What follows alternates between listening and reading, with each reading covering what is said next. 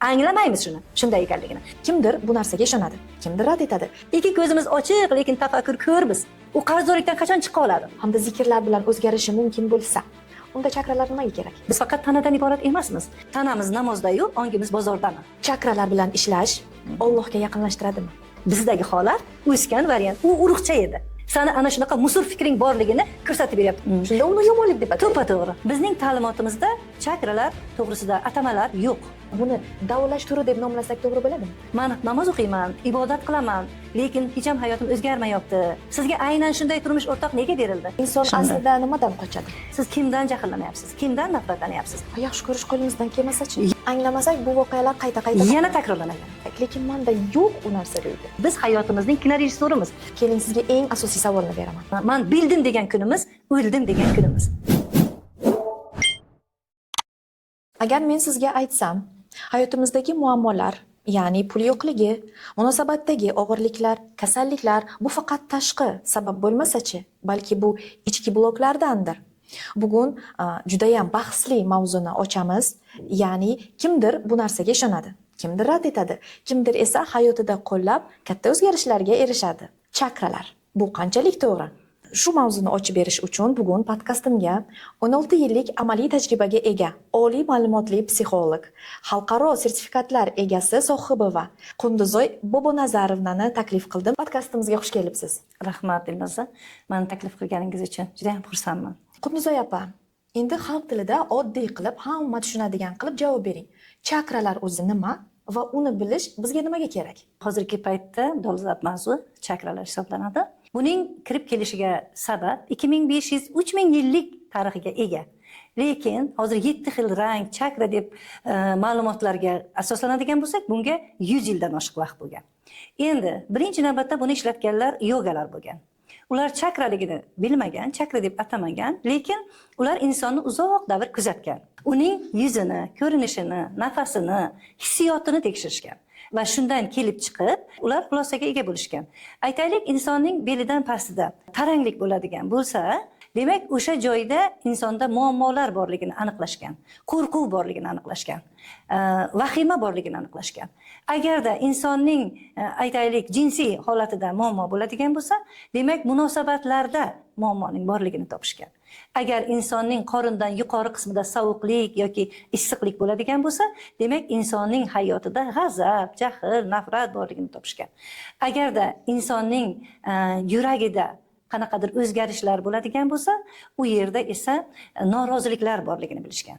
Agar insonning tomog'ida tugun bo'lsa, ma'lum bir kasalliklarga sabab bo'lsa, bunda bilishganki, inson demak o'zining fikrini aniq ayta olmaydi, nimanidir yashiryapti u. Agar insonning holatida, hayotida o'zgarishlar, butunlay o'zgarishlar bo'ladigan bo'lsa, o'zini yo'qotib qo'yadigan bo'lsa, demak insonning boshida muammo bo'lgan, bosim borligini aniqlashgan. Va shunga qarab ular bilganki, insonning hislari ma'lum bir nuqtada yig'iladi deb xulosa qilishgan. Bergan savolingizga javob berish uchun o'sha har bitta chakraning nomining ma'nosini aytsam, shundan o'zining mohiyati ochiladi. Aytaylik, birinchi chakraning nomi Muladhara. O'sha hayotning tayanchi, ildizi, poydevori degan ma'noni bildiradi. Agar uyning poydevori qimirlasa, demak uyning omonatligiga olib keladi. Xuddi shunday o'sha ildiz chakradagi muammo bizning hayotimizdagi muammoni keltirib chiqarishi mumkin. Ikkinchi chakrani esa Svadhisthana deb nomlaganlar. Mening qo'rg'onim, mening uyim.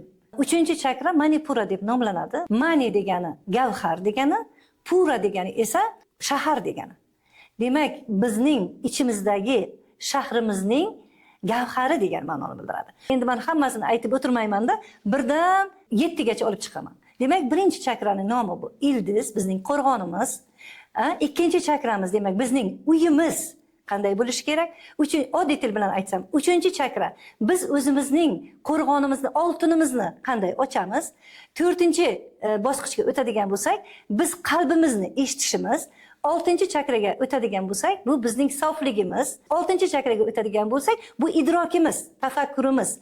7 chakra esa bu ilohiylikka erishish, ya'ni uyg'unlashish degan, Alloh bilan degan ma'nolarni bildiradi. chakra deyapmiz, muladhara deyapmiz. Ba'zi insonlarni bu atamalar qo'rqitadi. Ya'ni bizni ta'limotimizda yo'qligi sabablidir.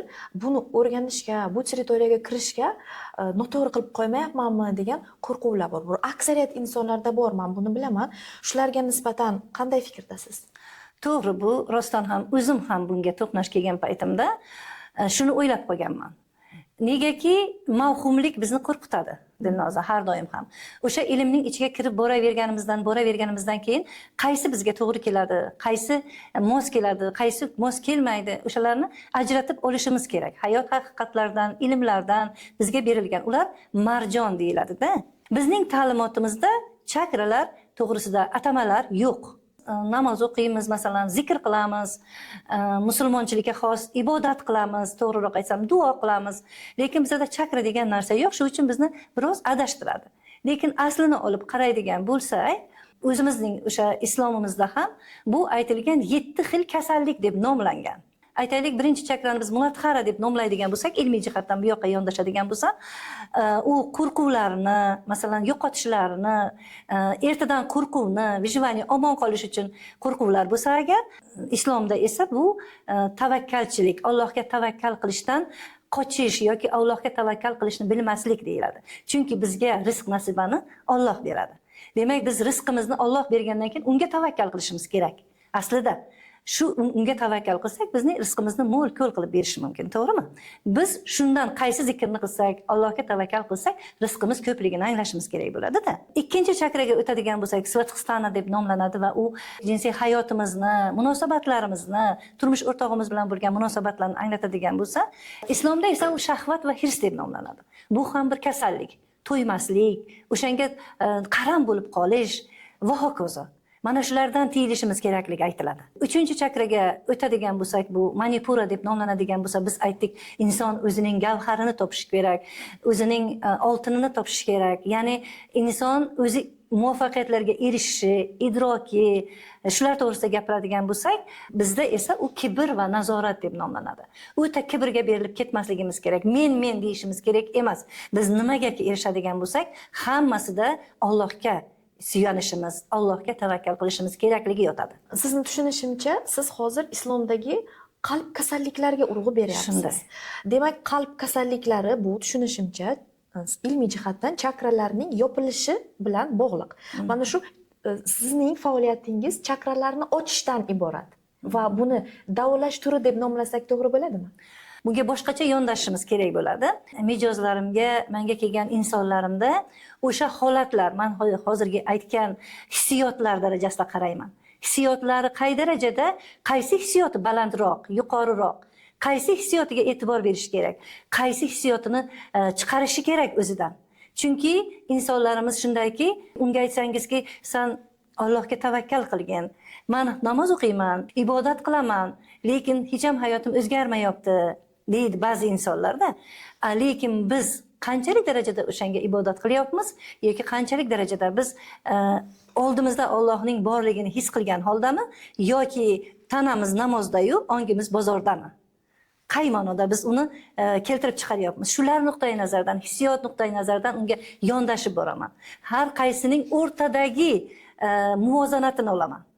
U yoqqa ham og'ib ketish, bu yoqqa ham og'ib ketish degan narsa yo'q. Aqling elagidan o'tkazib bir deydi. O'zing ajratib ol yomon yaxshini. Sharqdagi yoki g'arbdagi juda ko'plab men psixologlar, psixoterapevtlarni o'rganaman.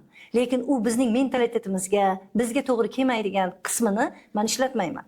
Bizga to'g'ri keladigan, bizda ish beradigan va unga mos keladigan joylarini terib olib, o'shalarni ishlataman. Mana masalan o'zida yig'i orqali g'azablarni chiqaradi. Alloh oldida kechirim so'raydi. U his qiladi o'sha narsani, hissiyot orqali qanday kiritgan bo'lsa, jahl, g'azab, nafrati kelib, o'sha hissiyot orqali chiqarish kerak. Shundan yengillik his qiladi u. Chunki u haqiqatdan ham chiqardi o'sha narsani. Hayotida unga bosim berib kelayotgan jahl, g'azab, nafrat. To'xtang deyman. Siz kimdan jahllanyapsiz? Kimdan nafratlanyapsiz? Masalan, aytadi, turmush o'rtog'imdan nafratlanaman. Chunki u menga pul bermaydi yoki boshqasi bilan yurib ketdi. Unga o'shani tushuntirib berishga harakat qilaman. Sizning o'sha turmush o'rtog'ingiz aynan siz bilan yashayotganiga, aynan sizni Alloh uchunga ro'para qilganida qaysi dars yashiringan? Qarang, biz ko'chadan emas, o'zimizdan axtarishimiz kerak. "Men aybdormanmi?" deb aytishadi. Yo'q, siz aybdor emassiz. Sizda anglash yo'qligi, qalbingizni eshita olmasligingiz yotibdi bu yerda. Sizga aynan shunday turmush o'rtoq nega berildi? Nega aynan shunday turmush o'rtoqni tortib oldingiz o'zingizga? O'zingizning fikringiz bilan emasmi? Agar inson o'zining fikrini, hayotini o'zgartirmoqchi bo'lsa, fikrlashini, kun tartibini, hatto og'zidan chiqayotgan har bitta so'zini ham o'zgartirish kerak. Qalb kasalliklari insonda vujudga kelishi oqibati yoki umuman chakralarning yopilishiga nima sabab bo'ladi? Chakralar butunlay yopilib qolmaydi, Dilnoza. Nega deganda, agar chakralar butunlay energetik markazdagi yopilib qolsa, inson o'limga yuz tutadi. Chakralar masalan bloklanishi mumkin, ma'lum bir qismi. Ularga sabab ham bu o'zimizning fikrimiz, xatti harakatimizdan kelib chiqadi. Bitta misol keltiraman, suvni olganlar, oddiy suv. Biz ham 70% suvdan iboratmiz, shunday emasmi? Oddiy suvni olganlar, bitta suvga faqat so'kinib gapirganlar, ikkinchi suvga faqat yaxshi gaplarni gapirganlar. Bir haftadan keyin ko'rsangiz, o'sha suv, aynan o'zim shuni qo'llab ko'rdim. Tajribadan o'tkazgan paytim haqiqatan ham ko'kishcha, qanaqadir ildizchaga o'xshagan narsalar shunday yomon bo'lib qoldi. U suv vaholanki ikkalasini ham turgan joyi bir xil. Ikkinchi suv esa tiniqlashib shunaqa bo'ldi. Buni men o'simliklarimda, gullarimda sinaganman-da. Men aytmoqchimanki, biz ham o'zimizning fikrimizdan boshlashimiz kerak o'zgarishni. O'ylasamda, Dilnoza, shunday bir endi kechirasiz-ku, yomon fikrlarni o'ylasam, siz Amerikada turgan bo'lsangiz ham meni qandaydir ma'noda his qilasiz. Endi qaysi men to'g'rida o'ylagan paytingizda sizda ham yaxshi holat bo'lmaydi. Agar men siz to'g'ringizda yaxshi fikrlasam, siz uni yaxshi his qilasiz. Bular nima demoqchiman? Biz atrofimizdagi o'zimizga nimani yaxshi narsani his qilsak, atrofdagi insonlarga ham shuni berishimiz kerak. Xullas, shu fikrlar qayerdan keladi? Hayotiy tajribadan kelib chiqib orttirib olamiz. Misol, ongimiz va ong osti ongimiz bor. Ong osti ongimizga bizga ajdodiy va hayotiy dasturlar mavjud. Biz hayotimizdan 40% deylik, 40% atrofida dasturlarni yuklasak, programmani. Ajdoddan esa 60% DNK miqyosida deymiz, o'tadi bizga. Biz o'ylaymiz, o'zimiz o'zaro er-xotin suhbatlashyapmiz, bolamizni narigi uyda qo'yamiz. Lekin pulning yetishmasligi, pul hozir qiyin bo'lib qolgani, yashash sharoiti qiyinligi to'g'risida gapiramiz, to'g'rimi? U bola o'yinchoq o'ynab turibdi, lekin bizning aytgan narsamiz unga qanday ta'sir qilayotganini o'ylab ham ko'rmaymiz. U o'yinchoqlar bilan o'ynayapti-yu, aytadi, shuncha katta dadam, shuncha katta onam, hayot qiyinchiligidan shunchalik qo'rqyapti. Demak, hayot qiyin ekan. Pul topish muammo ekan. Qarang, qayerdan boshlab biz programma berildi. Berildi. Endi shu hayotimizda ko'rinib, uni yanada mustahkamlaymiz. Rostdan ham dadamning qiynalganini ko'rganman-ku pul topishda. Onamning shuncha qarzga botganini yoki muammosini ko'rganman-ku. Dadam bilan o'rtadagi munosabatda qanaqa bo'lgan? Onamga achinganman, dadamdan esa norozi bo'lganman. Aynan o'sha norozilik yoki achinish o'zimizning hayotimizga aynan shunga o'xshagan turmush o'rtog'ini yoki hayot vaziyatini jalb qiladi. Bundan chiqdi, barcha insonlarda energiya blogi bor ekan. Shunday. Hayot davomida shakllanadi shakllanadi. Va ular bu energiya markazlarini ochish uchun faqat izlanishda, ilmda bo'lishlari kerak ekan demak. Sizga murojaat qilayotgan mijozlaringiz mana 16 yildan beri o'zingizni shaxsiy tajribangizga egasiz, bazangiz bor. Eng ko'p murojaat qiladigan mijozlarda aynan qaysi energiya markazlar bloklanganini ko'rasiz? Juda ko'plab mijozlar murojaat qiladi. Ular ko'pincha pulsizlik, qarzdorlik masalalarida hamda munosabatlar masalalarida murojaat qilishadi. Atrofimizga qarasangiz, bizlar munosabatlar o'rab olgan bizni. Bu munosabatlarga demak, ona va farzand munosabatlari, er-xotin munosabatlari, ishxonada masalan o'zaro munosabatlar, rahbar va hokazo, qo'ni-qo'shni, qarindoshlar munosabatlari, bizni o'rab turgan insonlar bilan munosabatlar o'rab oladi. Demak, mana shu munosabatlardagi muammoning borligi kelib chiqa boshlaydi. Ular masalan o'zidagi munosabatni aytadi-yu, biz o'zaro hamma munosabat bilan bog'langanmiz. Menga deydi faqat pulni ochib bergin, menga yoki faqat mana bu jihatni aytaylik, sog'ligimdagi bu narsani olib tashagin, menga bu joydagi boshim og'rishidagi narsani olib tashlash, shuni men tuzatishim kerak deb o'ylaydi. Lekin aslida esa biz yaxlit inson sifatida ko'rishimiz kerak. Masalan, bitta pul bo'yicha ishlaydigan bo'lsam yoki bitta qarzdorlik bo'yicha ishlaydigan bo'lsam, men shox bilan ishlayman, shoxa bilan. Daraxtni tasavvur qilsak, o'zimizni daraxt desak, men shoxa yoki barg bilan ishlashim kerak. Uni qirqib olsangiz, ildiz baquvvat daraxt bo'lsa, yana qayta o'sadi. Demak, ildiz bilan ishlasak, barcha o'sib chiqqan muammolarimiz quriydi. Shunday emasmi? Ildiz bu ruhiyat ekan. Biz faqat tanadan iborat emasmiz. Shuni anglatishga harakat qilaman. Shundagina san izga tushib ketishing mumkin. Aslida insonlar aytib ketmoqchiman, 3 ta narsa bilan keladi-da. Birinchi keladigan, aytadigan narsasi meni tushunsinlar, menda nima bo'layotganini tushunsinlar, menga ochib bersinlar deydi-da. Ikkinchisi meni eshitsinlar deb keladi. Uchinchisi esa shunga yechim bersin deb keladi. Demak, birinchi kelgan paytda menda nima bo'layotganini tushuntirsin degan nuqtai nazar bilan qarayman. Unga aytaman, men seni tushuntirib beraman hozir. Men lekin darsni boshlashdan oldin senga bir narsani aytaman. Seni sabring yetadimi? Ana shu jarayongacha borishga. Sabring yetsa boshlaymiz. Sabring yetmasa kerak emas. Negaki, mana masalan bitta dars bilan men seni zo'r qilib tashlayman desam, u yolg'on bo'ladi. Shu uchun men ildiz bilan ishlashga harakat qilaman. Kelgan payt unga diagnoz qo'yamiz, masalan psixologik. Undan keyin uni eshitaman, nima dardi bor. U ikkala narsaga ham erishdi u. Uchinchidan qanday chiqish, qanday his qiladi shundan chiqishni. O'sha narsani bajargandan keyin u o'zida yengillik his qila boshlaydi. Energiya markazini ochdi deylik. Chakrasdan ochdi, chiqdi qaysidir bosqichga. Yana qaytib tushishi mumkinmi? Albatta. Nega qaytib tushishi mumkin? Chunki masalan yillar o'sha 36 yoshga kirgan bo'lsa, 36 yil davomida o'sha e'tiqodlar bilan yashadi. Bajardi, chiqdi, natijani ko'rdi ham, his ham qildi. Yana qaytadi o'sha jarayonga-da. Alloh bizni yaratdi, yaratuvchi deydi. Yaratsan ham, yaxshi narsani yarat, oqni ko'r deydi. Biz har doim vaziyatdan oqni ko'ramizmi? Yo'q-da. Buni menga noto'g'ri gapirayotgan bo'lsa-chi, bu yerda ana bunday bo'lsa-chi, albatta yomonini ko'ramiz, qorasini, to'g'rimi? Qorasini o'zimiz tanlaymiz. Tanlab olganimizdan keyin o'sha narsa sodir bo'lgandan keyin yig'laymiz. Nega uni tanlading? Shu yerda oqi ham bor edi-ku. Men natijaga erishaman, shuni qilaman emas-u, men baribir natijaga erishmayman-da. Meni pulim ham bekorga ketadi, vaqtim ham bekorga ketadi degan tanlaydi. O'sha tanlagandan keyin o'sha narsa sodir bo'lsa xafa bo'ladi. Demak sen oqni ko'r, yaratuvchilikni ko'r. Yomon shu vaziyat. Shundan bitta oqni topsak bo'ladi-ku. Erini qop-qora loyga bulg'ab keladi. Men aytaman, hech qanaqa yaxshi tomoni yo'qmi turmush o'rtog'ingni? Yo'q deydi. Umuman yo'q. Keyin men aytaman, ikkita farzanding bormi? Ularni yaxshi ko'rasanmi? Demak, uni dunyoga kelishiga kim sababchi? Turmush o'rtog'im.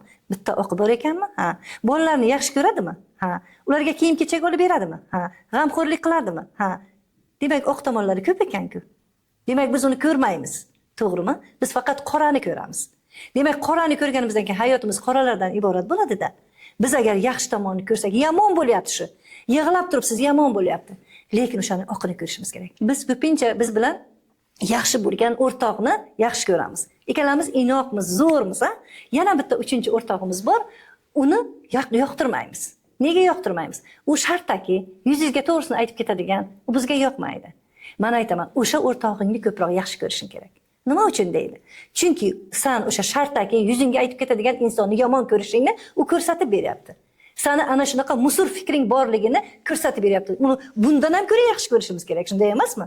Chunki u bizning musurimizni tozalashga keldi. Yaxshi ko'rish qo'limizdan kelmasa-chi? Yaxshi ko'rish to'ppa-to'g'ri, yaxshi ko'rish ana bu tomondan qarang. U sizning musuringizni tozalashga keldi. Siz masalan o'zingizning musuringizni bozorga olib borib chiqarib sotmoqchisiz. Kir fikrlaringizni kim oladi? Xaridor bormi? Nima deb o'ylaysiz? Yo'q. To'g'rimi? U sizga xaridor bo'lib, shu musiring bor, shuni tozala, shunda hayoting o'zgaradi deb kelsa-yu, biz uni yomon ko'rsak. Mantiqqa to'g'ri kelmaydi. O'shani shundayligini anglamasligimiz buni ildizi. Shu ekanligini anglamaydi, yetmaganimiz uchun biz uni yomon ko'ramiz. Birinchi bosqich demak anglash, to'ppa-to'g'ri. Keyin fikrlarni almashtirish. Shunday. Uchinchisi his bilan shularni chiqarish. Yig'lash orqali, kechirim so'rash orqali, hayotimizdan minnatdor bo'lish orqali, yaxshi tomonlarini ko'rish orqali. Biz shuni yig'lab kiritganmiz-ku. Xafa bo'lib kiritdik, jahlimiz chiqib kiritdik, to'g'rimi? Hissiyot bilan ishlayapmiz-ku. Endi shuni masalan o'shani boshqacha ekanligini bu tomondan ko'rsataman. Telefon desak, telefonga siz u tomondan qarayapsiz, Dilnoza, men bu tomondan qarayapman. Misol, siz tomondan qarayotgan tomonda rang-barang gullar bor g'ilofida, men tomondan qarayotganda telefonning yuzi qop-qora. Lekin men aytaman, Dilnoza, bu qop-qora ko'rinyapti, siz aytasiz, Qunzopa, yo'q, unday emas. Har xil rang-barang ranglar bor-ku. Lekin ikkalamiz ham bitta telefon to'g'risida gapiryapmiz, to'g'rimi? Ikkalamiz ham haqiqatimiz bormi? Haqiqatan ham to'g'ri-ku.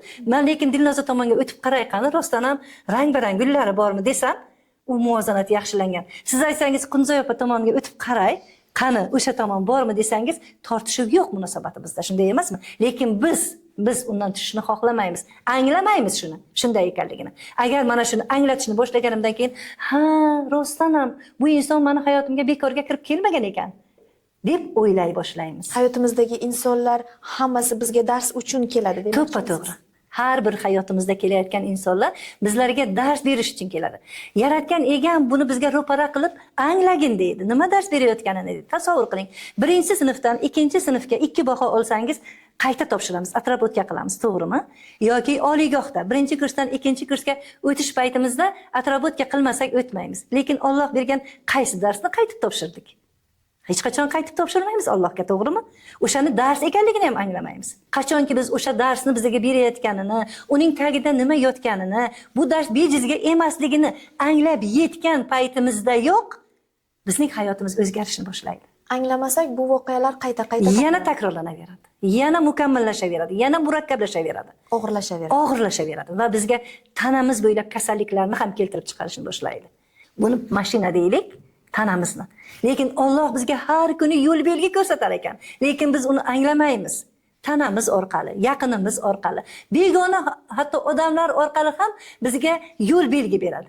Lekin biz ikki ko'zimiz ochiq, lekin tafakkur ko'rmiz, ko'rmaymiz uni. Tushuntiryapsizmi? Anglamaymiz o'shanigini.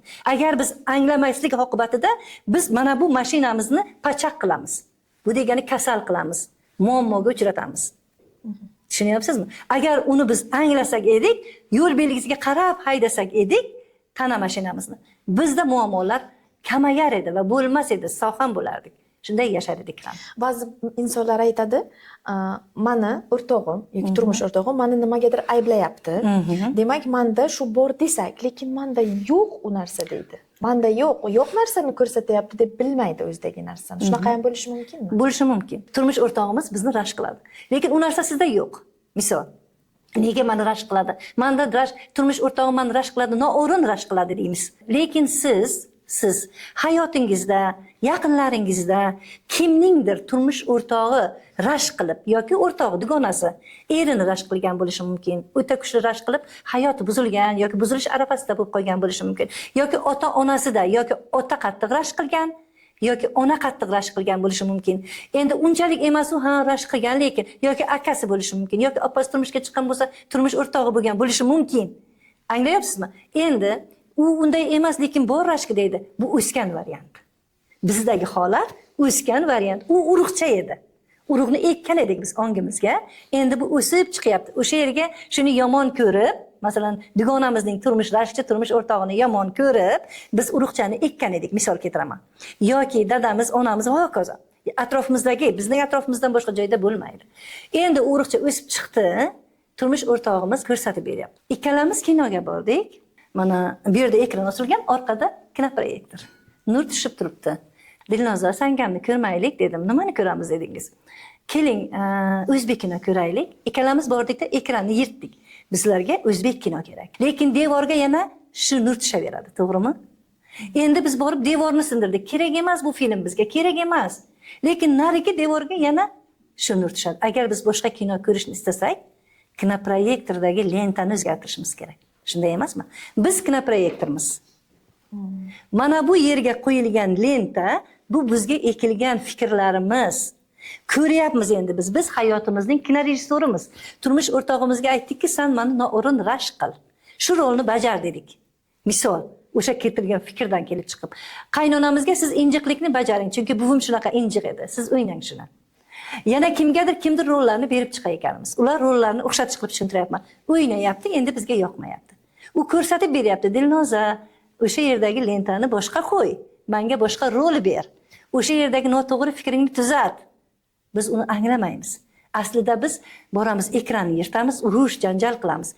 Yoki devorni sindirish bu ajralish, ajrim yechim emas. Agar inson faqat namoz, duo hamda zikrlar bilan o'zgarishi mumkin bo'lsa, unda chakralar nimaga kerak? Haqiqatan ham biz tutayotgan yo'l to'g'ri. Namoz o'qishimiz, zikr qilishimiz, tavba qilishimiz kerak.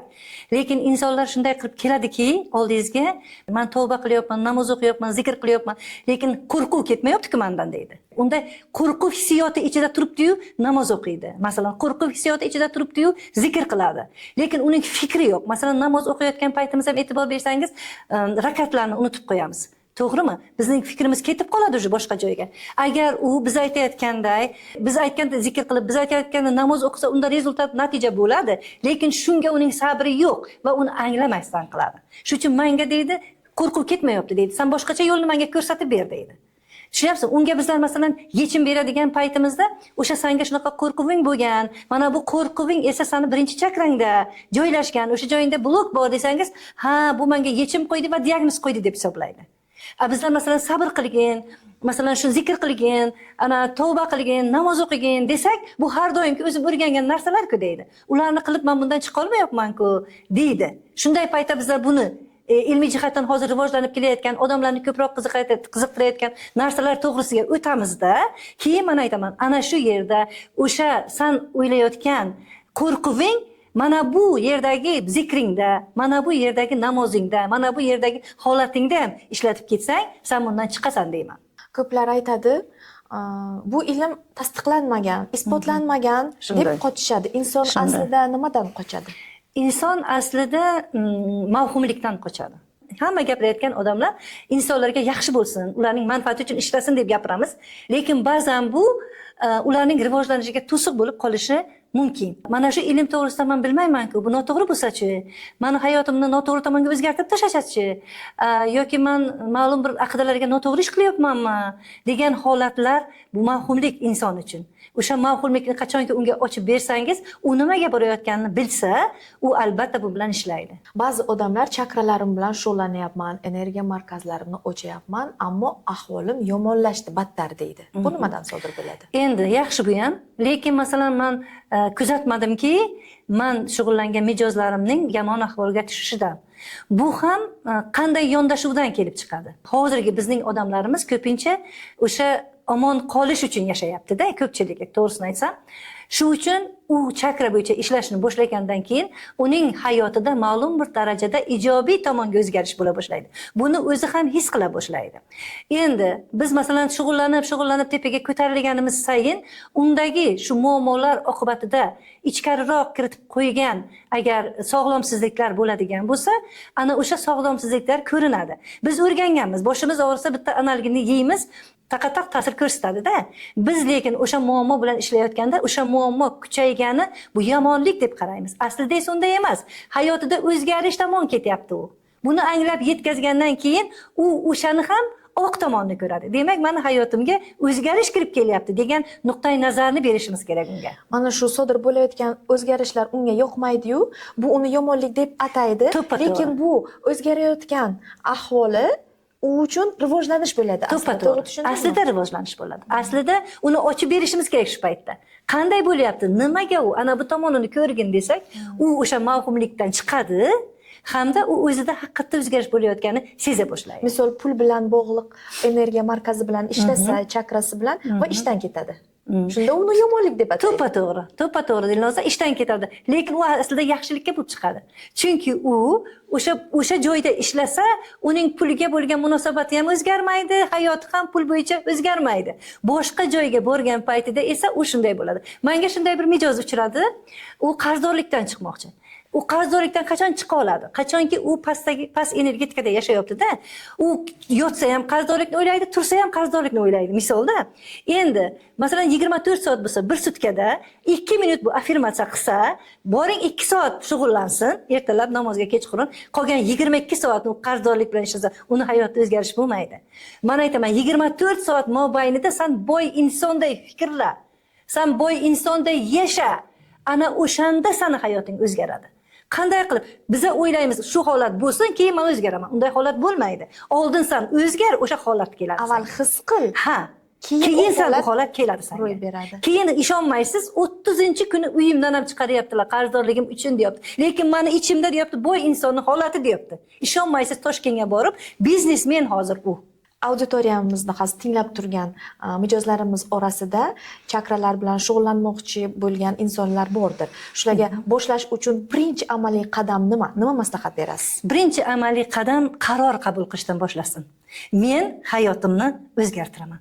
Qaror bizga yo'lni ochadi, mavhumlik yo'qoladi. Shunda unga yo'l ochiladi. Hayotimni ijobiy tomonga o'zgartiraman. Aynan shu boshida shu qarorni qilish qiyinda, qo'rquvlar, ikkilanishlar. Albatta, keyin u bo'ladi. keyin u 1000 qadamga ham borishimiz uchun birinchi qadamdan boshlanadi. Birinchi qadam bu bizning to'g'ri qilgan qarorimiz. Keling, sizga eng asosiy savolni beraman. Podkastimizning eng mag'zini. Chakralar bilan ishlash Allohga yaqinlashtiradimi? Juda to'g'ri savol. Chakralar bilan ishlash Allohga yaqinlashtiradimi? So'zimning boshida men aytgan edimki, bu ongning xaritasi deb ataganlar. Ongning xaritasi. Xarita bor. Xaritada biz Bolgariyaga bormoqchimiz. To'g'rimi? Bolgariyaga borish xaritamiz bor. Lekin harakatimiz esa zikrda, duoda, Allohni anglashda bo'lsa, biz o'sha xarita bo'ylab boramiz. Chakralar bu xaritalar. Demak, o'sha xarita asosida biz o'zimiz olayotgan ibodatlar, namozlarimiz, zikrlarimiz anglangan holda qilsak, biz albatta manzilimizga yetib boramiz. U bizni uyg'unlashtiradi. 7 ta chakra bo'yicha men sizga aytdim. Birinchi chakra bu bizning uyimiz, ildiz deydi, ha? Bu bizning poydevorimiz, ildizimiz. Ikkinchi chakra bu bizning uyimiz, qo'rg'onimiz. Uchinchisi esa bu bizning shahrimizdagi oltinimiz, gavharimiz, uni topishimiz kerakligi. To'rtinchisi esa qalbimizni eshitishimiz, ha? Shunday emasmi? Bu 4-chakrada. 5-chakrada esa sof ovozga ega bo'lishimiz. To'g'ri gapirishimiz, sof ovozga ega bo'lishimiz. 6-chakrada esa idrok qilishimiz kerak bo'ladi. 7-chakra Allohni anglash, idrok qilish deydi. 3-ko'z deydi. 7-chisi esa uyg'unlikka, cheksizlikka chiqish deydi. Bu Allohga yaqinlashish deb aytiladi. 7-chakragacha borish uchun inson har doim izlanishda, ilmda bo'lishi kerak. Albatta. Ilmdan to'xtadiki, shunday. Ilmsizlik bu men bildim degan kunimiz, o'ldim degan kunimiz. Bu har doim bilim olishga harakat qilishimiz kerak. Bilmayman, o'rganaman deb qarashimiz kerak. Shundagina biz o'zimiz kutgan natijaga erishamiz. Qunduzoy opa, taklifimga rozi bo'lib, podkastga kelganingiz uchun sizga tashakkur, minnatdorman.